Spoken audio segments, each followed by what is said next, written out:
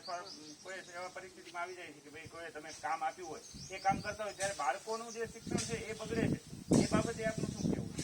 એના માટે અમે જ્યારે તમે લોકો કામ પર જાઓ બીજા શિક્ષકો, ત્યારે એમની જગ્યાએ બીજા શિક્ષકોને એમાં રાખવાના કે એમને ભણાવે, એટલે બીજા કોઈ એવા વ્યક્તિઓને લઈને પણ એ કામ આપી શકે એવું કેવું છે. બરાબર. નમસ્તે, હું એક માતા છું. આ મારી દીકરી છે. મારી દીકરી અત્યારે ભણવા જઈ રહી છે, પણ મારી દીકરીની અંદર વીરતા, સાહસ, રાણી લક્ષ્મીબાઈ જેવા ગુણો સ્થાપિત કરવા હોય તો એ હું કઈ રીતે કરું? અત્યારે તો મને એવા ગુણ વિદ્યાલયમાં અભ્યાસ આધારિત કઈ જોવા મળતા નથી, તો મારી દીકરીમાં શું એ ગુણ સ્થાપિત થઈ શકશે?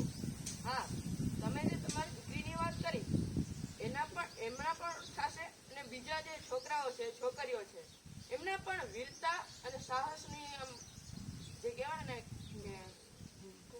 ગુણો આવશે. નવી શિક્ષણ પદ્ધતિ છે એમાં એ આવશે જ એમ. આભાર. નમસ્તે, હું પણ એક માતા છું. આ મારું બાળક છે.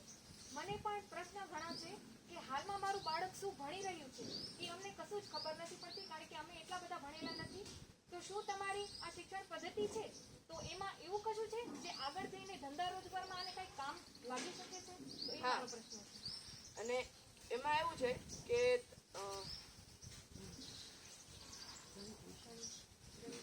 ગણિતના જે વિષય છે એમાં ક્ષેત્રફળ અને ઘનફળ, એમાં તમે કહો છો કે કેવી રીતે ઉપયોગ આવે, તે એક ખેડૂતને પણ ઉપયોગ આવે છે. જેમ કે એને 1 એકરમાં 300 રોપા વાવવા છે તો એ વાવી શકે, પણ કેવી રીતે? તો કે 2-2 ફૂટના અંતર રાખવું છે મારે. કેવી રીતે રાખવું? એટલે એને પણ શિક્ષણની જરૂર હશે જ. અને તમે એન્જિનિયરને પણ જરૂર પડશે જ. જેમ કે એને ઘર બનાવવું છે કે ઘરની અંદર સિમેન્ટના ટાંકા બનાવવા છે, આ રીતે એને ઘનફળ, ક્ષેત્રફળ, પરિમિતિ આ બધી વસ્તુની જરૂરિયાત થશે. એટલે જે નવી શિક્ષણ પદ્ધતિ છે એમાં બધી વસ્તુનો સમાવેશ થશે. નમસ્તે, હું એક વિદ્યાર્થી છું. મને ઓનલાઈન ભણવામાં મજા ન થાય કે ઘણી દુખી આવે છે. મોબાઈલમાં ભણવાની જોઈ તો આંખ દુખી આવે છે, મગજમાં નથી બેસતું. એનું અમે શું કરીએ?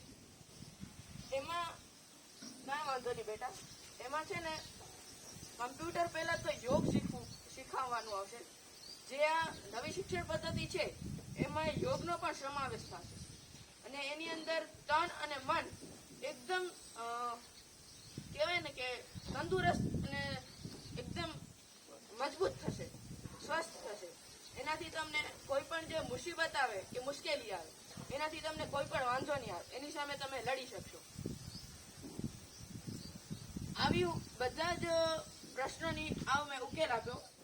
એવી હું બાંહેધરી આપું છું કે નવી શિક્ષણ પદ્ધતિમાં આ બધી જ વસ્તુનો સમાવેશ થશે અને તમારો ઉકેલ શાંતિથી તમે ઉકેલી શકશો. આવી હું બાંહેધરી આપું છું. ભારત માતા કી જય.